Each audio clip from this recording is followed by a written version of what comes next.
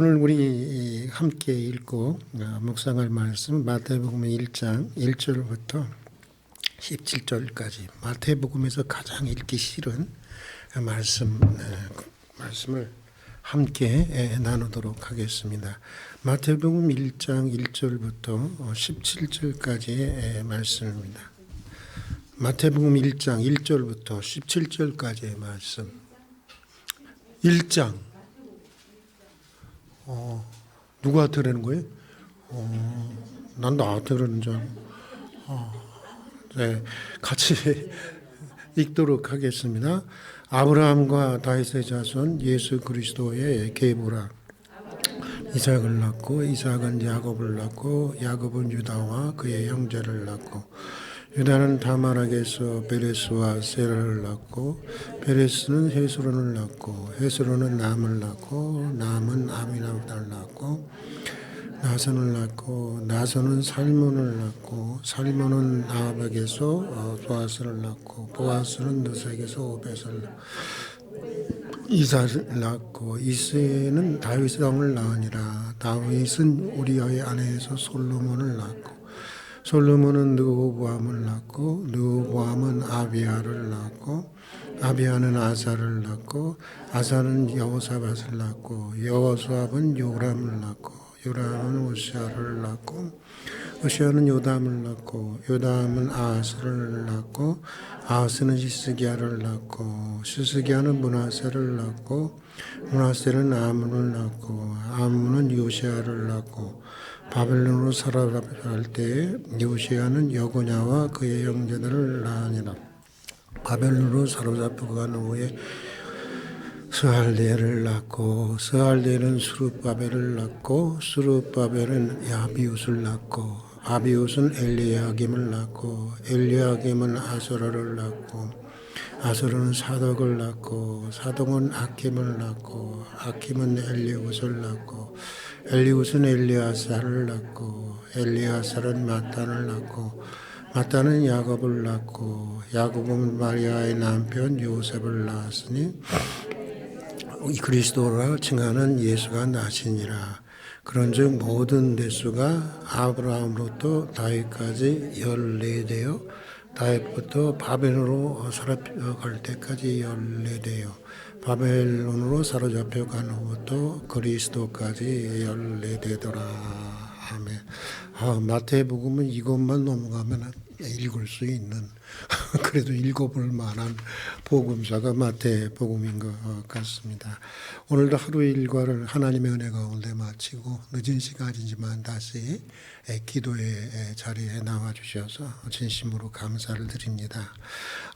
우리가 성탄의 절기, 그 이전에 대림의 절기를 지내면서 오늘부터 금요 기도 시간에는 잠시 대림절에 관계된 특별히 성탄절에 관계된 말씀을 함께 나누면서 은혜를 나누고자 합니다. 70년대 후반이었습니다. 아마 기억하시는 분들이 있을 거예요. 당시 전 세계적으로 유명해진 미국의 흑인 작가 알렉스 헤일이라는 사람이 있었습니다.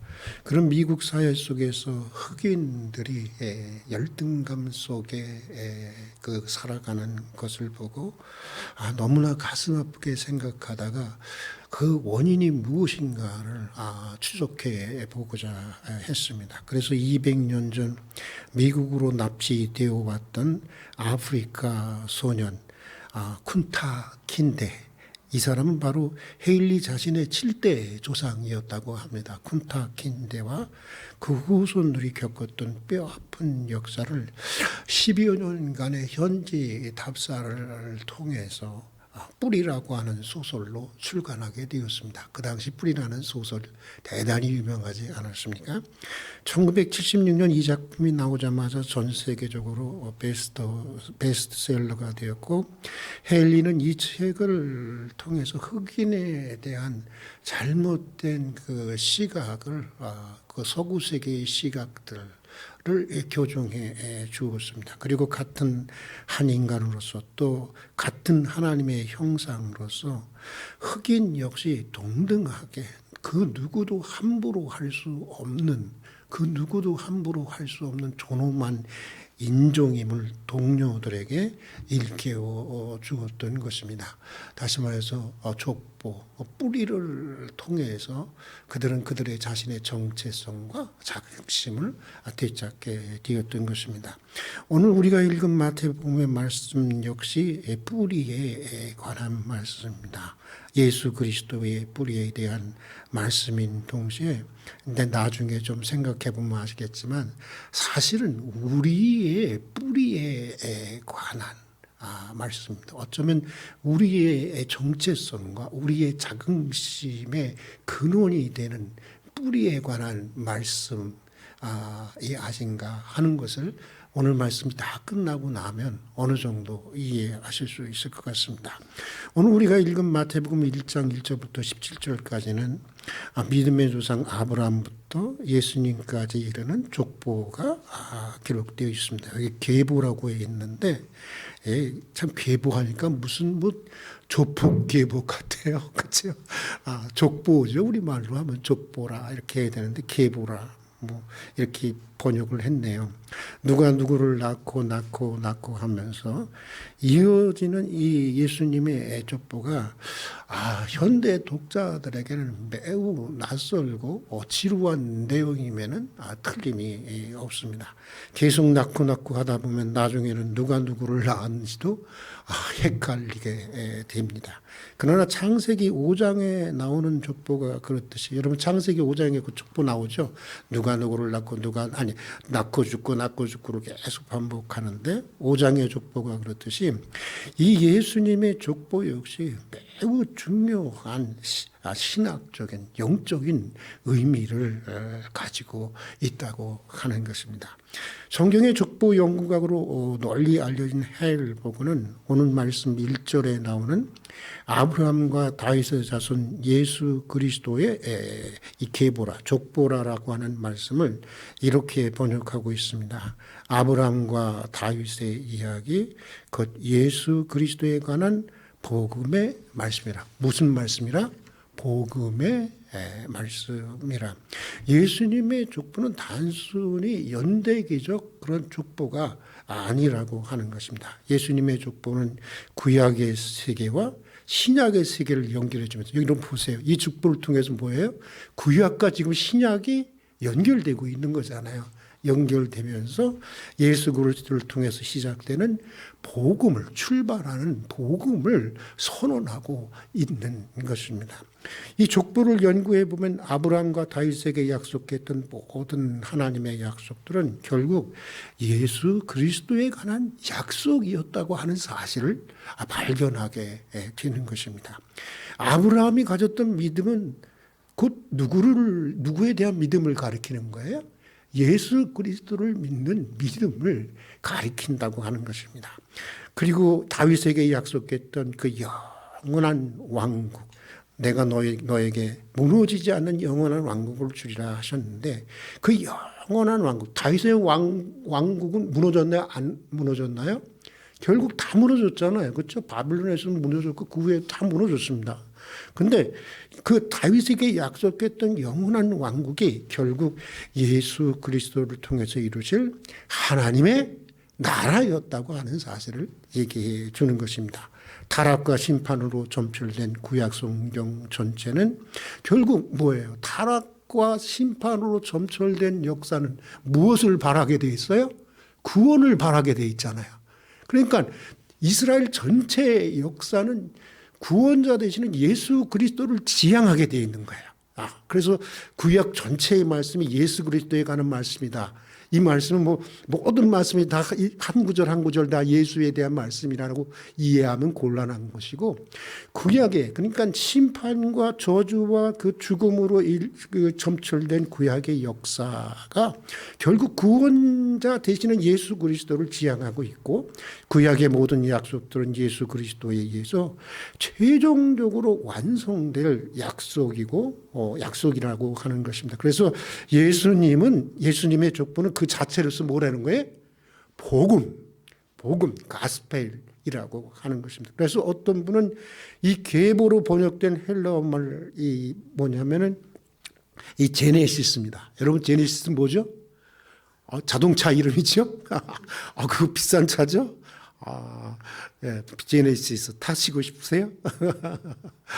제네시스라고 하는 이게 족보 혹은 내력이라는 뜻도 있지만 사실은 시작, 기원 또 무슨 뜻인지 아세요, 여러분?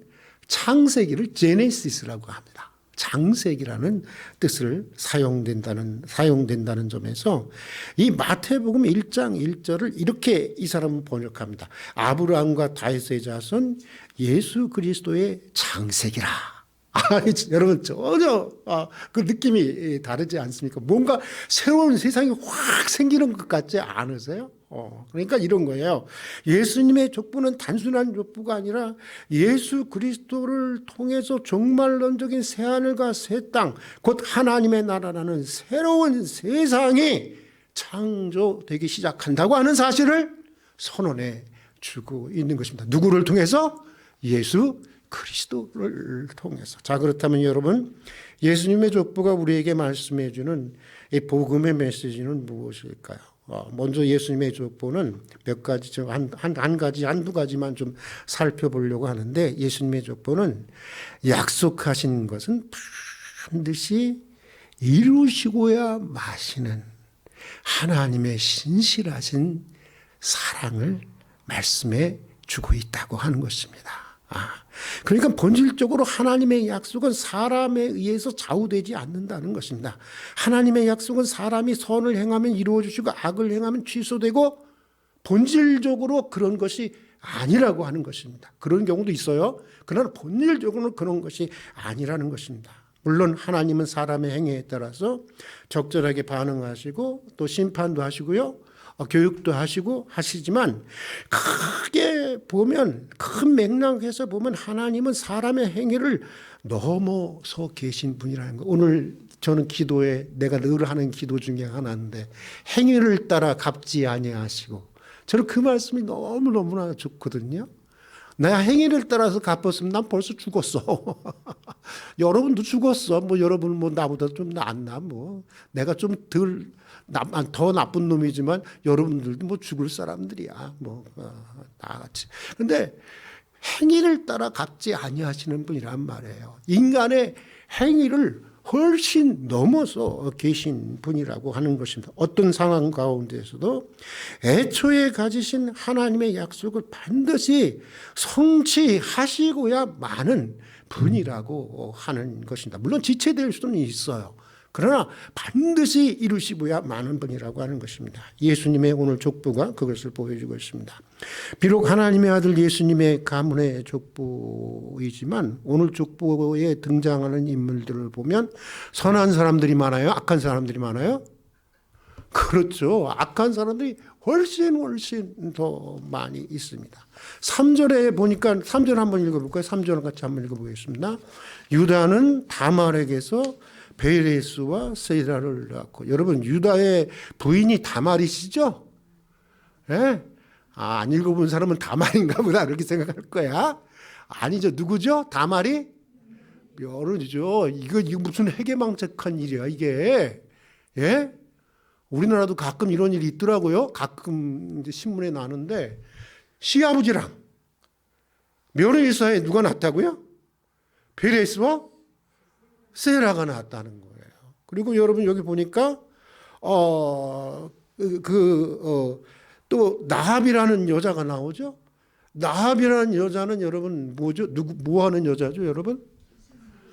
기생? 그건 너무 고급스러운 말이에요. 여러분, 매춘부예요. 매춘부, 프로스티튜트 이렇게 해갖고 그 보면은 그 매춘부로 이렇게 나와요. 그냥 그 기생이라고 하면은 우리 기생은 굉장히 고급스럽죠. 그렇죠. 한국의 기생은 그야말로 예술인이죠. 예술인인데 이건 그냥 이 매춘부였던 거예요. 그리고 6절에 보니까 우리 한번 6절 한번 같이 한번 읽어봅시다. 6절 읽겠습니다. 시작. 이새는 다윗 왕을 낳으니라. 다윗은 누구의 아내에서? 자기의 아내에서가 아니라 누구의 아내에서? 우리의 아내에서 누구를 낳았어요? 솔로몬. 하나님의 마음에 합한 자라고 했던 다윗이 이 정도면 다른 인간들은 볼 것도 없는 거예요, 사실은. 그렇지 않습니까? 여러분 보면요, 여러분 솔로몬을 비롯해서 예수님의 족보에 등장하는 르호보암, 아비야, 아하스, 므낫세, 아몬 등 아주 전형적인 타락한 왕들의 모델이 되었던 사람들입니다. 그러고 보면 예수님의 족보를 가르쳐서 우리는 뭐 거룩한 족보에 들었다느니 예수님의 족보에 들었대. 그게 영광스러운 거래. 거룩한 족보래. 믿음의 족보래. 무슨 믿음의 족보고 거룩한 족보에 콩가루 집안 족보이죠. 근데 나는 왜 이렇게 좋은지 모르겠어. 우리 가문도 희망이 있어. 그러니까. 내 가문도 희망이 있어요. 여러분 거룩한 족보가 아니에요. 믿음의 족보가 아니에요. 그것은 진실이 아닙니다. 예수님 족보 역시 뭐 우리 족보와 별로 뭐 다르지 않아요. 죄악의 족보고요. 여느 가문과 다름없는 타락한 가문이었고요. 콩가루 집안이었어요. 그 집안이 바로 예수님의 집안이었다고 합니다. 오늘 말씀 17절에 보면 예수님의 족보를 크게 세 시기로 나누고 있는데 한번 17절 한번 보겠습니다. 그런즉 모든 대수가 아므람부터 다윗까지 14대요. 다윗부터 바벨론에 사로잡혀 갈 때까지 14대요. 바벨론으로 사로잡혀 간 후부터 그리스도까지 14대라. 그러니까 14대, 14대, 14. 이 다윗이 이렇게 다윗이 이 다윗이 이제 이 히브리어는 자음 뺏겼거든요. 그런데 이게 달렛, 그 다음에 그 와우, 달렛, 와우, 하여간에 다윗, 내가 갑자기 잊어버렸는데, 다윗의 이 자음이 세자인데, 이 세자가, 이 숫자가, 이 히브리어에는 숫자가 이렇게, 있는데, 그 숫자가 이 합해지면 그 세 개를 합하면 14개예요. 14예요. 그러니까 다윗을 중심으로 해서 이렇게 나눈 거예요. 그러니까 예수님은 다윗의 약속하신 후손이다. 그걸 얘기해 주기 위해서 이렇게 한 말씀인데 이게 뭐냐면 이스라엘 역사처럼 예수님의 가문 역시 계속되는 타락과 불순종, 실패 그리고 저주와 심판으로 얼룩진 가문의 역사였다고 하는 것을 폭로하고 있는 것입니다. 결국 파국을 맞아 이방의 포로가 되고 식민지가 된 이스라엘 역사, 그것이 곧 누구의 가문의 역사였다는 거예요? 예수님의 가문의 역사였다고 합니다. 그러나 여러분 여기 중요한 반전이 일어나게 됩니다. 그 반전의 주인공은 바로 누구예요? 예수 그리스도라고 하는 것입니다. 반전의 가장 중요한 내용은 뭐냐 하면은 계속되는 불순종과 실패 그리고 저주와 심판으로 얼룩진 가문이었지만 그래도 하나님은 약속하신 대로 예수 그리스도를 이런 가문에 어떻게 하게 하는 거예요? 약속하신 대로 태어나게 해주셨다는 거예요. 여러분 여기에 복음이 있는 것입니다. 하나님은 약속하신 대로 구원자가 되시는 예수님을 그런 콩가루 같은 가문에, 그런 더러운 가문에도, 여러분 그런 가문에도 주셨다고 하는 것입니다. 그리고 하나님은 그 가문을 통해서 인류 구원이라는 놀라운 역사를 어떻게 했다는 거예요? 이루셨다고 하는 것입니다. 이것이 무엇을 말하는 것입니까? 구원이라고 하는 것은 전적으로 누구의 은혜라는 거예요? 하나님의 은혜라는 것입니다. 뭐 내가 의롭고 내가 잘나고 내가 열심이고 내가 공을 좀 세워서 내가 선택을 받고 내가 축복을 받고 내가 구원을 받고, 여러분 그런 게 아니라는 것입니다. 착각하지 말라는 것입니다. 내가 선택을 받고 내가 축복을 받고 내가 구원을 받고 내가 하나님의 자녀가 된 것은 오직 하나님의 열심, 하나님의 신실한 자비와 사랑에 있다고 하는 것입니다. 하나님의 절대적인 긍휼이 여겨주심에 있다고 하는 것입니다. 어거스틴 수도원의 수도사로 지내면서 자신의 의로운 행위로 구원을 받고자 했던 루터는 이 정신병자처럼 늘 불안해하고 전전긍긍했습니다. 이 사람이 굉장히 그 조울증을 많이 앓았던 사람이었습니다. 그러던 어느 날이었습니다. 어거스틴 수도원 원장이었던 스타우피츠라는 사람이 있는데 하도 루터가 전전긍긍하니까 불안해하니까 루터에게 이렇게 말을 해주었어요. 너 자신을 바라보지 말고, 너 자신을 바라보지 말고, 너 자신을 바라보는 눈길을 돌이켜서 너를 대신해서 십자가에 달려주신 예수 그리스도를 바라보라. 너무 단순한 얘기잖아요. 그런데 바로 이 말이 루터가 복음을 깨닫는데 결정적인 역할을 하게 된 것입니다.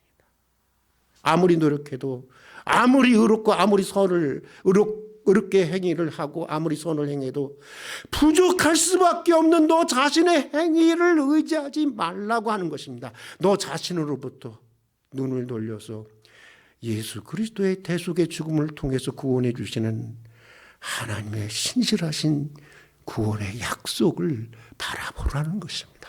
그 긍휼만을 바라보라는 것입니다.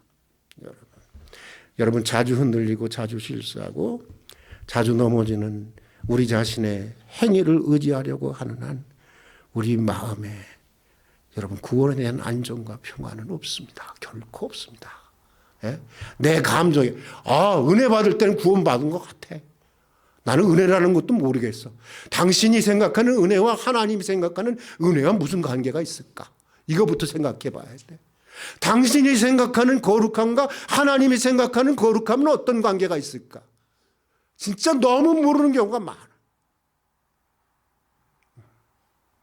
얼마 전에 어떤 분이 목사님 요즘 저는 제가 구원을 받을 수 있는지 잘 모르겠어요. 전혀 은혜가 느껴지지 않습니다. 이렇게 말씀을 하시더라고요. 정말 제가 따로 말씀을 드리지 않았지만 정말 진심으로 이 말씀을 정말 받아들일 수만 있다면 이 말씀을 드리고 싶었습니다. 제가 이런 말씀을 드리고 싶었어요. 지금과 같이 쉬이 변하는 자신의 감정이나 열정이나 완전한 하나님 앞에서는 아무리 노력해도 부족한 자신의 티끌 같은 의로움이나 선한 행위를 그리고 자신의 어떤 은혜를 받았다고 하는 느낌을 의지하려 하는 한 사는 날 동안 결코 구원에 대한 불안으로부터 벗어나지 못할 것입니다. 이 말을 해주고 싶었어요.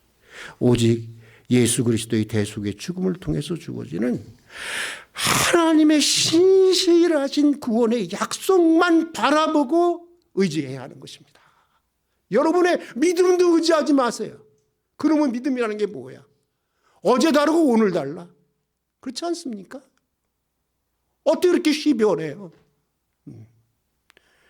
그래야 은혜가 전혀 느껴지지 않고 감정과 열심이 정말 예전처럼 되지 않을 때에도 구원의 확신과 마음의 평화를 누리게 되는 것입니다.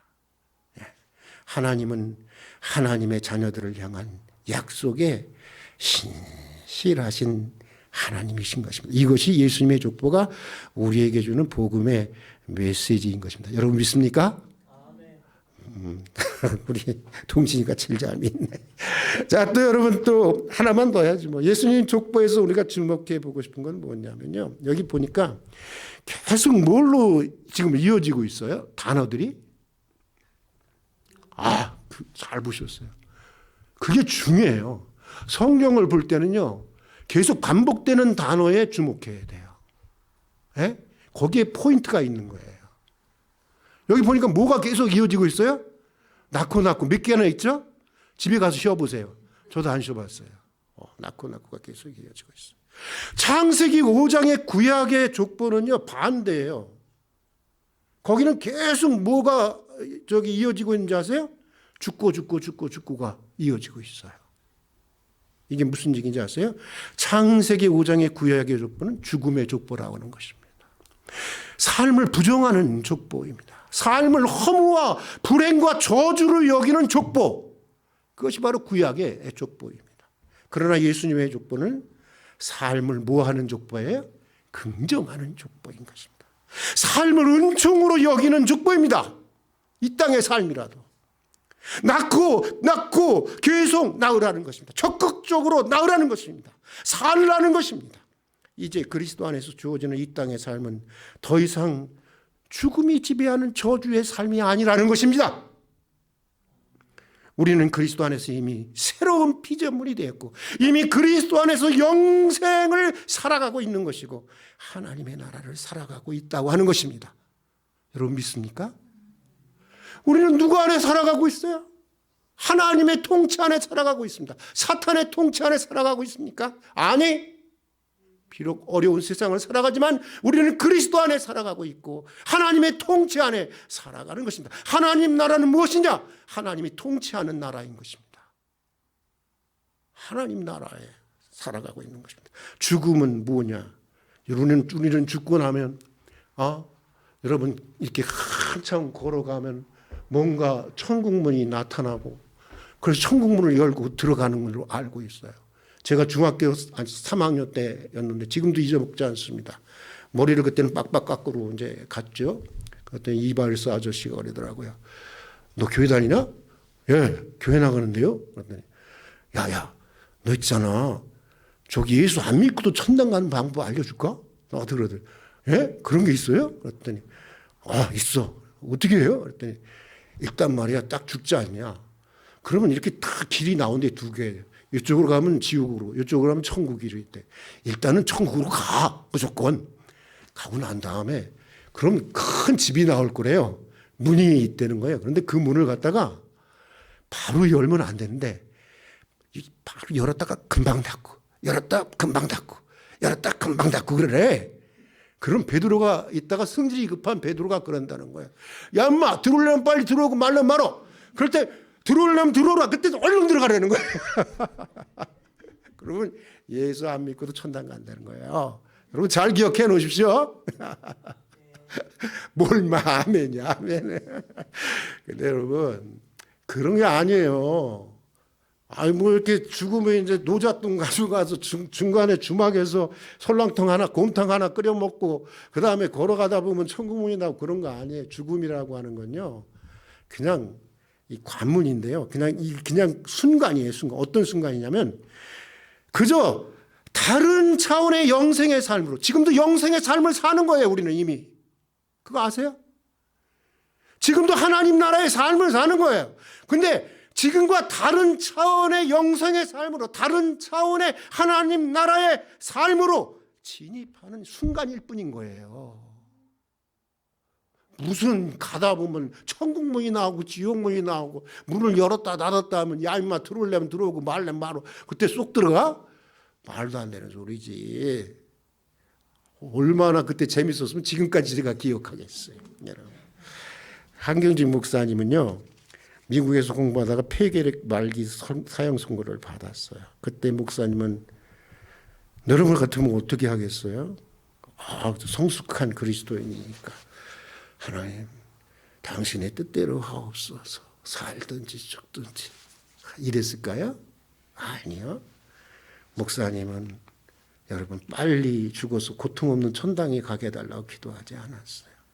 살아도 좋고 죽어도 좋으니 주님의 뜻대로 해달라고 기도하지 않았어요. 뭐라고 기도한지 아세요? 뭐라고 기도했을까요? 살려달라고 기도했어요. 죽더라도 조국에 들어가서 3년간만이라도 내 백성들에게 복음을 전하게 해달라고 살려달라고 기도했어요.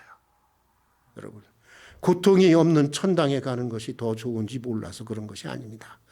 살아있는 동안은 살려고 하는 것이 산자들의 살아있는 자들의 가장 고귀한 사명인 것을 알았기 때문인 것입니다. 삼층천에 올라가서 말할 수 없는 계시를 받았던 바울도 그랬어요. 여러분 노마의 옥 중에서 죽음을 앞둔 그는 죽는 것이 훨씬 더 좋은 일인지 알았지만 복음을 위해서 교인들을 위해서 하나님 더 살게 해달라고 기도했어요. 이 땅에서의 삶을 여러분 우습게 생각하지 마세요. 너무나도 고귀한 삶이에요. 단 한 번밖에 주어지지 않은 삶인 것입니다. 고린도 후서에서 사도 바울은 보라 이전 것은 지나갔으니 새 것이 되었다라고 선언하고 있습니다. 바울이 선언한 대로 우리의 인생이 어떤 인생이든지 우리의 가문이 우리의 집안이 어떤 집안이든지 콩가루 같은 집안이든지 명문 집안이든지 우리의 인생과 가문이 반전의 역사를 주시는 예수 그리스도 안에 있게 될 때 아무리 죄악 가운데 살아온 인생이라 할지라도 하나님의 용서 가운데 사는 거룩한 인생이 되는 것입니다. 아무리 저주 가운데 살아온 가문이라 할지라도 저주로부터 벗어나 하나님의 은총 가운데 살아가는 축복의 가문이 되는 것입니다. 이미 축복의 가문이 된 것이고 은총의 가문이 된 것입니다. 그리스도 예수 안에 있게 될 때 우리 인생과 가문에 흐르는 모든 저주와 여러분 사망의 역사는 그치는 것입니다. 그리고 생명의 역사, 축복의 역사, 부활과 영생으로 이어지는 구원의 역사 가운데 살아가게 되는 것입니다. 여러분 속지 말아요. 기도하는 사람들이 저주의 집안에 흐르는 저주를, 가문의 저주를 끊어야 돼. 너나 끊으라고 그래. 예수 안에서 이미 다 끊어졌어. 너나 잘 믿고 끊어. 그러시면 되는 거예요. 아시겠어요? 예. 이것이 예수의 족보가 오늘 우리에게 주는 또 하나의 복음의 메시지인 것입니다. 이것이 바로 우리의 뿌리인 것입니다. 우리의 뿌리가 어디 있어요? 예수 그리스도에게 있는 거예요. 예수님의 족보가 우리에게 말씀하신 이 복음의 은총을 풍성하게 누리며 사는 여러분이 될 수 있길 주의 이름으로 축복합니다. 같이 기도하겠습니다. 예수님의 족보를 통해서 주시는 복음을 깨닫게 해주셔서 감사를 드립니다. 변덕스러운 나의 열심이나 믿음이나 선한 행위를 의지하지 않고 어떤 상황 가운데서도 반드시 약속을 이루시는 하나님의 신실하신 사랑에만 소망을 두며 살아가게 해 주시옵소서. 오늘 우리 형편이 어떠하든지 하나님이 주신 삶을 믿음으로 긍정하고 살아있는 동안 하루라도 더 살아서 주님의 복음을 전하고 뜻 있는 삶을 살게 해 주시옵소서. 언제나 내 인생과 가문에 흐르는 모든 저주와 죽음의 역사에 맞춤표를 찍고 우리 인생과 가문의 역사를 생명의 역사, 부활의 역사, 영생의 역사, 구원의 역사, 축복의 역사로 변화시키는 그리스도 예수 안에서 살아가는 믿음의 사람들이 되게 해 주시옵소서. 예수님 이름으로 기도드립니다.